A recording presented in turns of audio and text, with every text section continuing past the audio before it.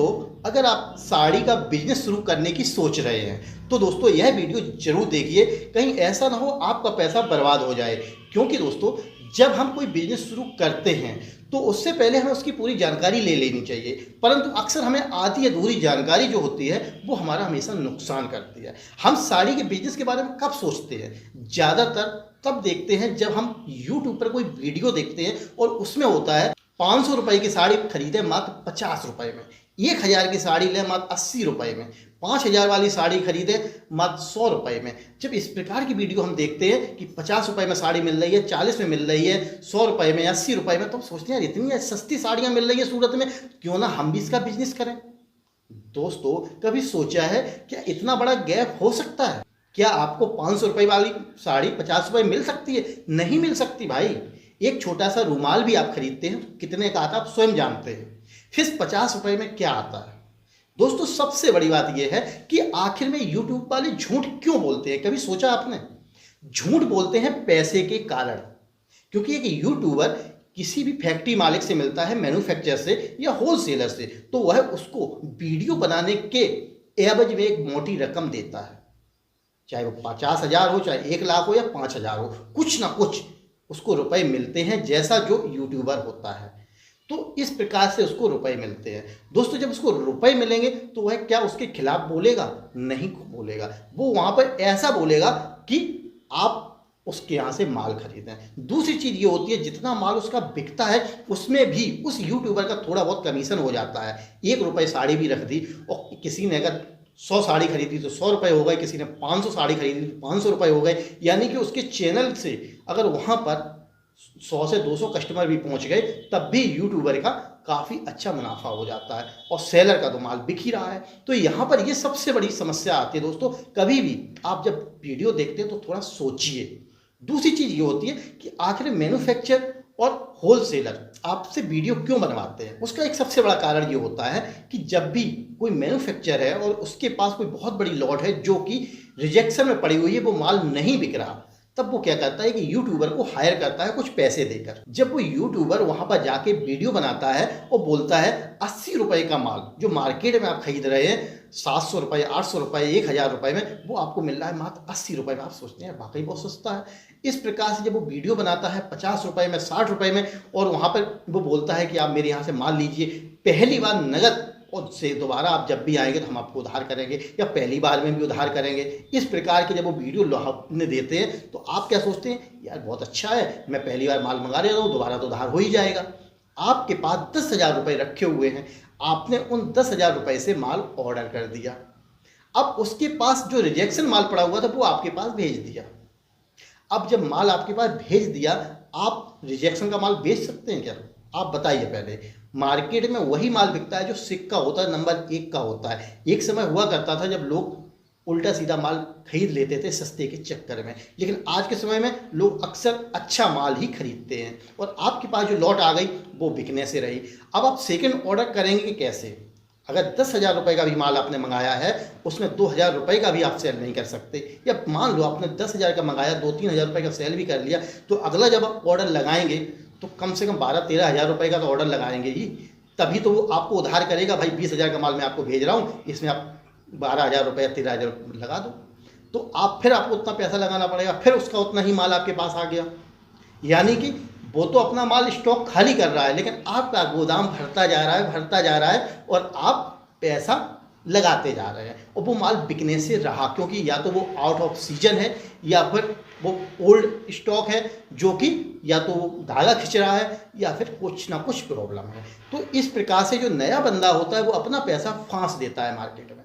जब पैसा फंस जाता है फिर वो पैसा निकलने से रहा। और आप जैसे ना मालूम कितने लोग वहाँ फ़ोन करके माल मंगाते हैं। तो आपको इस प्रकार से फ्रॉड से बचना है। आप जब भी इसका बिजनेस शुरू करें तो सबसे पहले क्या करें, कहीं पे आपको ट्रेनिंग लेनी है। ट्रेनिंग कैसी लेनी है? कपड़े को पहचानने की। और वहाँ से आपको इस चीज़ की जानकारी मिल जाएगी कि भाई ये साड़ी कितने तक में आ रही है, हम कितने तक में सेल कर रहे हैं, एक अंदाज़ा लग जाता है। उसके बाद अगर आप सूरत जा रहे हो, वहाँ पे जब माल देखेंगे तो आपको ये अंदाज़ा लग जाएगा जो मैं माल यहाँ से खरीदूंगा वो हमारे यहाँ सेल होगा या नहीं होगा, क्योंकि बहुत सारी चीज़ें ऐसी होती हैं जिनको हम खरीद तो लेते हैं पर वो बिकती नहीं है। और कपड़े का बिजनेस तो वैसे भी दोस्तों एक इस प्रकार का बिजनेस है, आपने अगर 1 लाख रुपए का माल भरा या 50,000 का माल भरा तो 50,000 का 50,000 पूरा सेल आप नहीं कर सकते। ज़्यादा से ज़्यादा 15 से 20,000 रुपये का आपने सेल किया 50,000 रुपये में, और 20,000 रुपये से फिर आपको नया स्टॉक खरीदना लाना पड़ेगा। नया स्टॉक ला के फिर भर दिया, फिर उसमें आपने 20-25,000 रुपये का सेल किया, फिर आपको नया स्टॉक लाए, फिर नया स्टॉक भर दिया। यानी कि एक सिस्टम लगा रहता है। आपने कितनी प्रॉफिट की इस चीज़ का कभी भी कोई आप गणना कर ही नहीं सकते, क्योंकि उसमें उससे ज़्यादा स्टॉक पड़ा रहता है जिसको हम डेड स्टॉक बोलते हैं। हाँ, कस्टमर आपके पास आता है, आप उसे सस्ते माल बेच रहे हैं, कस्टमर ज़्यादा आता है, लेकिन फिर भी पूरा माल आप कभी भी सेल नहीं कर सकते। ये कोई समोसे की दुकान नहीं है कि आपने समोसे और चाट की तरह सुबह माल लगाया और शाम तक खत्म हो गया। इसमें आधे से ज़्यादा माल हमेशा डेड रहता है, जो आपका स्टॉक पड़ा ही रहता है। और जब इस प्रकार का माल आपके पास पड़ा रहेगा तो बिजनेस के लिए आप समझिए, आपने अगर 1 लाख रुपए की सोचिए कि मैं 1 लाख रुपए इस बिजनेस में लगाऊंगा, तो 2 लाख का आपके पास टारगेट होना चाहिए।